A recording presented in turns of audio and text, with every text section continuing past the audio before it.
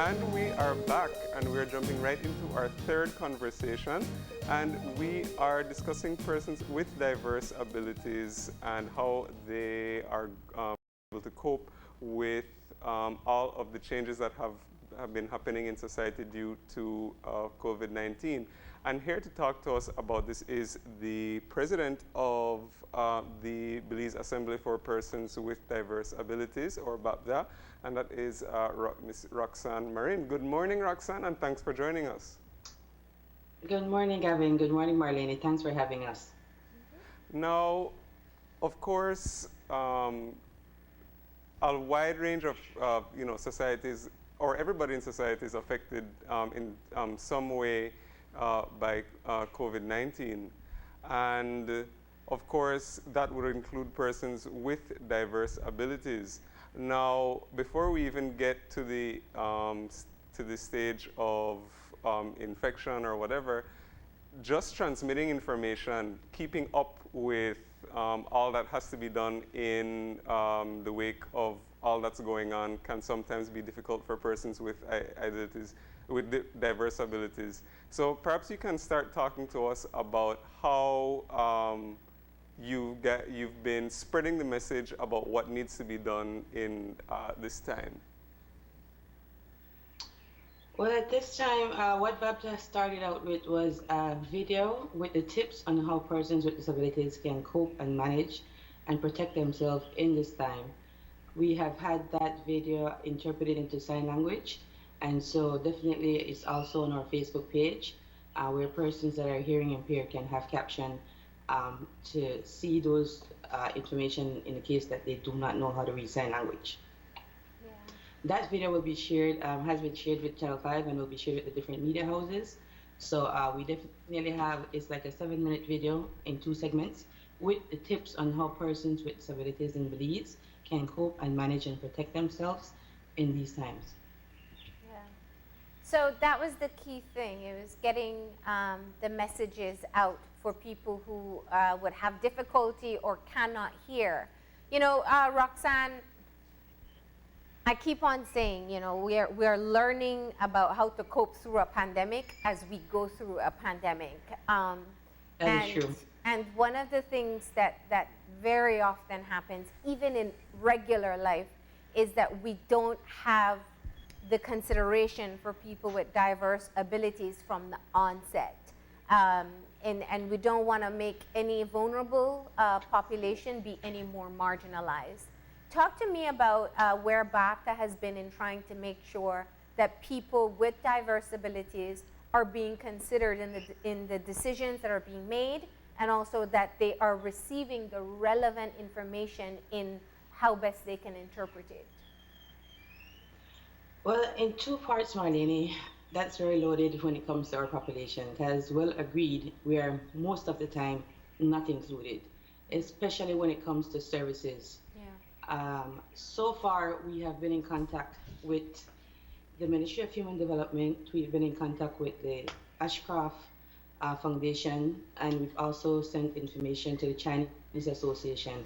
And we're looking forward to these 3 communities and these 3 entities to include our persons with disabilities. And I want to even stress that when it comes to like the pantry program, it's even more essential for us to use this as the best opportunity to get our population into that program. People with disabilities in Belize, when it comes to going in lines right now, I've been getting calls left, right, and center as it relates to you name it. One of the challenges we're noticing is that in the lines, even though they're practicing social distancing, they're still not giving preferences to persons with disabilities. I'm so glad you said that. Can I just jump in there? Because I thought about that when I passed the line at a store the other day. We have heard you advocate, and in fact, you and the Asian Council came up with the Front of the Line campaign last year. Because people with diverse abilities, whether you can see it or not, have special needs. Have people remembered the Front of the Line campaign in this time of social distancing, when you may have to spend anywhere from 20 minutes to an hour waiting to just get into a store? Unfortunately, not as much as it should be remembered. And this is a perfect opportunity and a perfect platform for us to bring that to, to customers, Yeah. to suppliers, to the business owners. Please put persons with disabilities with recognition for their service, for their impairments. A person in a wheelchair is not able to stay outside. We might have additional medical situations that does not apply or does not condone for us to be outside for an extended amount of time and even being out in the sun. Yeah. So we really want to use this platform to ask persons to remember the front of the line campaign, to use that information to put persons with disabilities, older persons and pregnant women in the front of the lines when they come for going to the grocery store. One of the challenges we're having also is when it comes to the health centers being closed. In my case, my members more than likely they have to go for dressings in the morning and in the afternoons.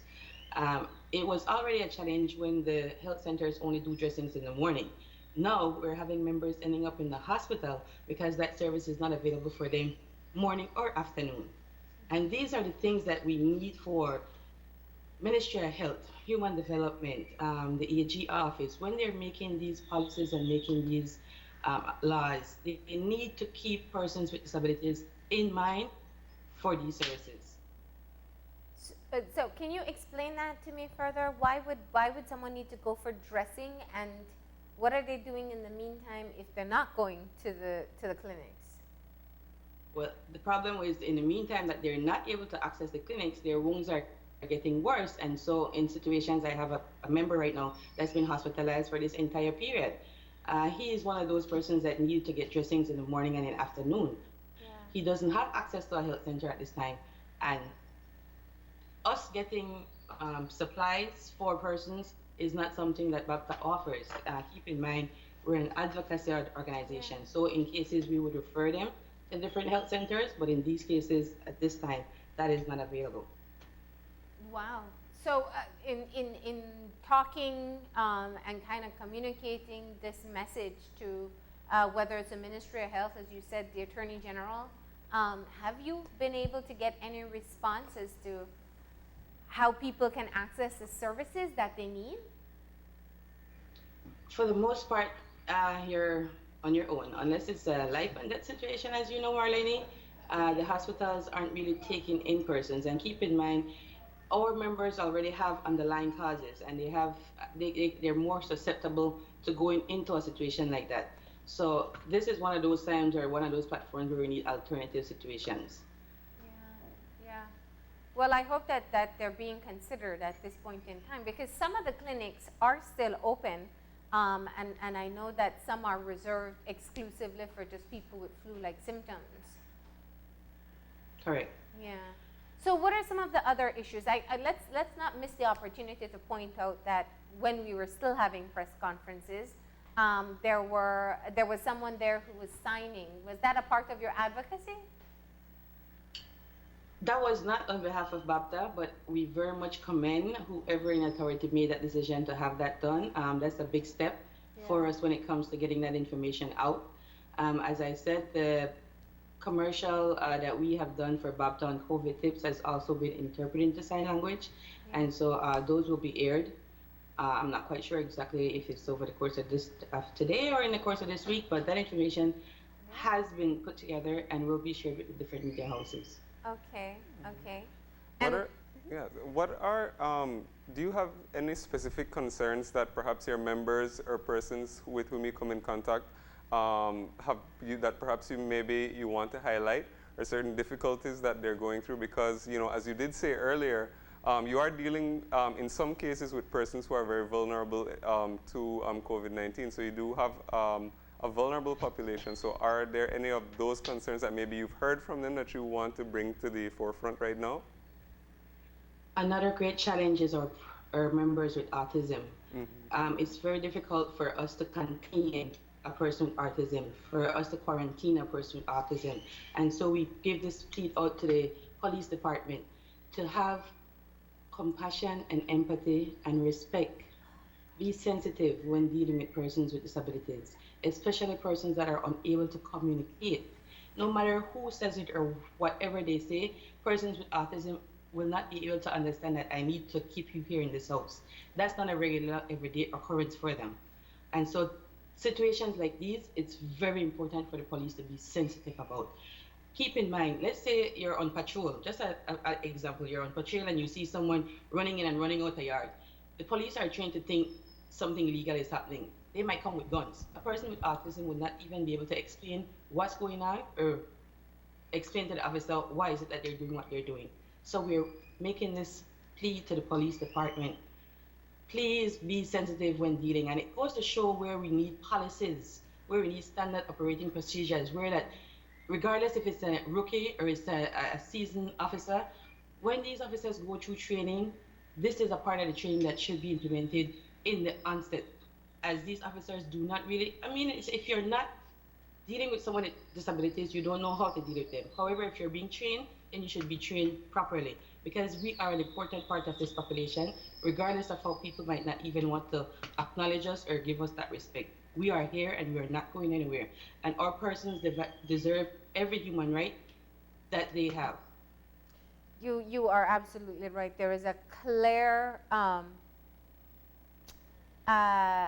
disconnect when it comes to sensitivity from the department, and I hope that they're tackling the issue of sensitivity training sooner rather than later with the recent issues we've seen. But when you talk about people with intellectual disabilities, that will be a challenge for whether it's the BDF or the police, because it's not always evident that someone may have an intellectual disability. Last year, you said you'd be working towards creating IDs for your members. It may be useful at this time for them to present that. Have all the members been able to get their identification?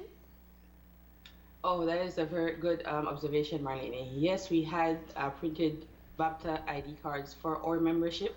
And so we also want to reach out to the other partners and other organizations that are dealing with persons with disabilities that is not registered with BAPTA. And not because you're not a BAPTA member means that you are not eligible for a BAPTA ID card. Once you have a disability, and your disability is going to be lifelong.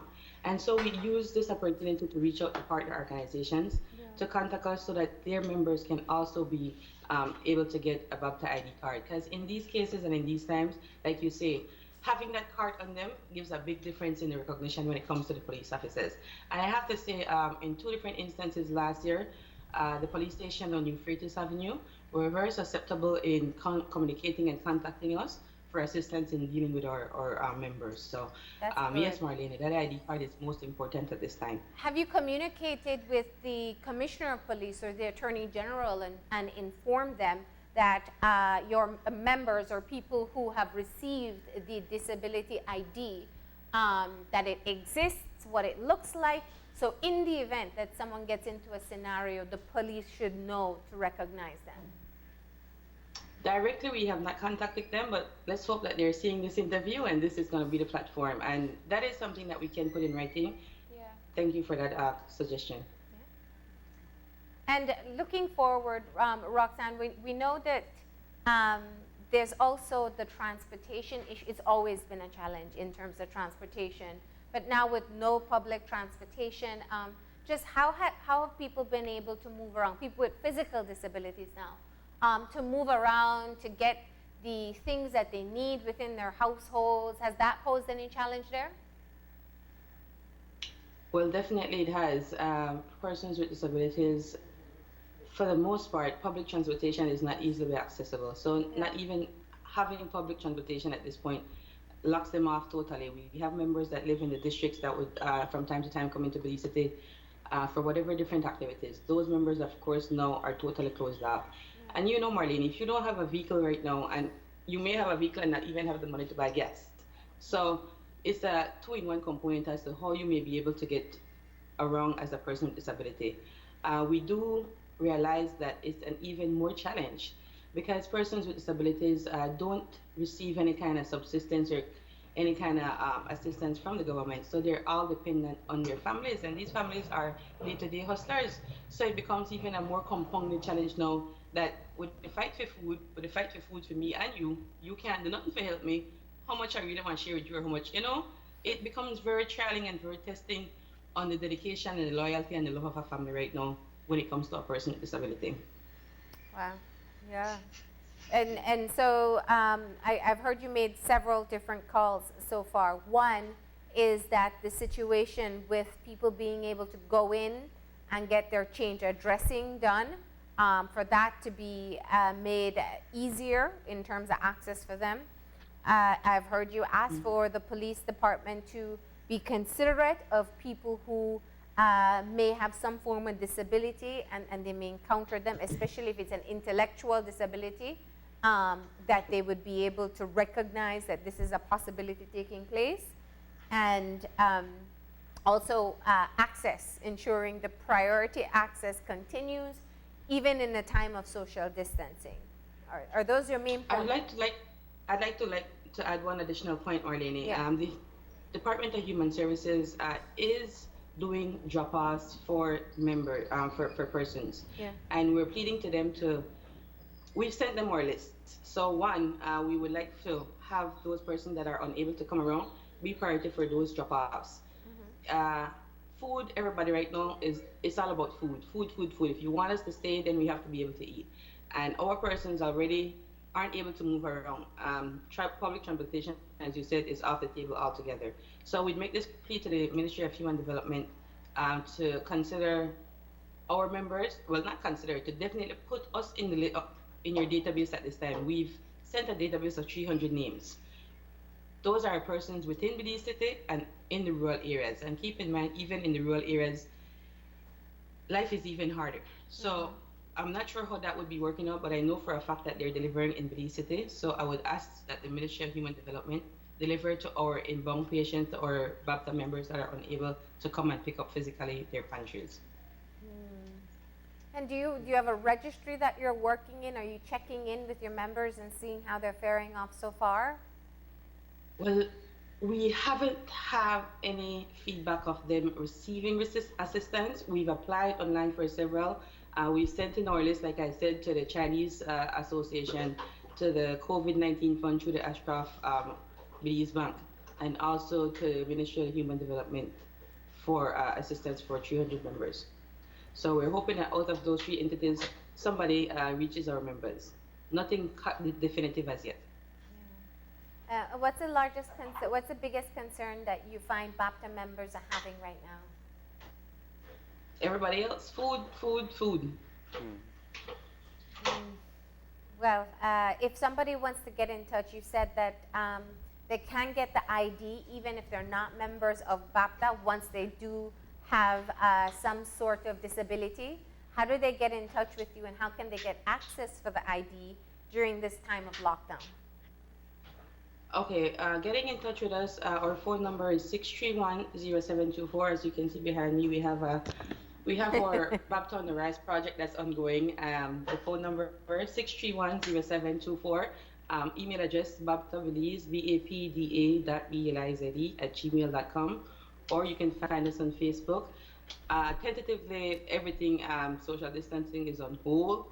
However, we can get you into our database. And even if you're not a member, once you're a person with a disability, you become a member of BAPTA automatically. So they can still get in contact with us. The BAPTA on the Rise project that we've been having ongoing since January, ultimately, is for us to take the lived experiences of persons with disabilities to cabinet so that we can start working on policies to include our population.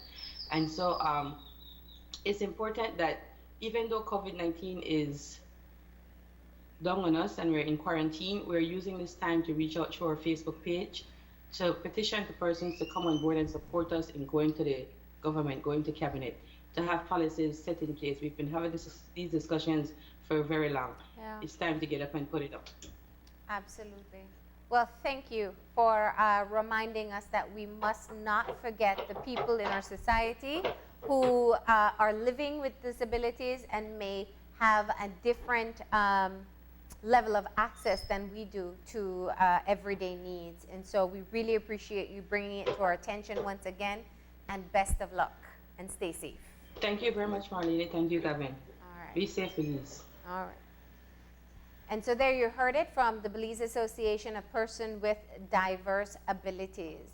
Very crucial points there, and we really hope that the relevant authorities have heard their concerns from, the consideration from the police department to being on the pantry program, to being eligible for delivery services, and to access, whichever medical care persons might need, people who are living with ongoing chronic conditions, and that does apply to several different persons. And, as was pointed out, a lot of the time, especially in the wake of the COVID-19 pandemic, these are the persons who are very vulnerable and are susceptible to a lot of complications.